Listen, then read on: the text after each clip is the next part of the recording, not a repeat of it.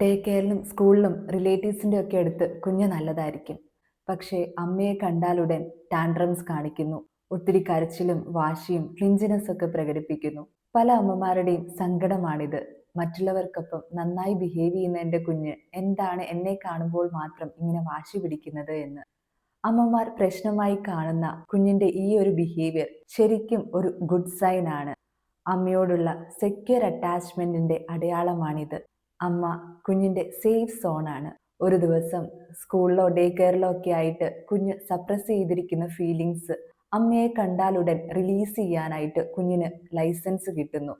അമ്മയോടുള്ള ആ ഒരു അൺലിമിറ്റഡ് ട്രസ്റ്റിനെയും അവരുടെ ആ ഒരു ഹെൽത്തി ബോണ്ടിനെയൊക്കെയാണ് അത് സൂചിപ്പിക്കുന്നത്.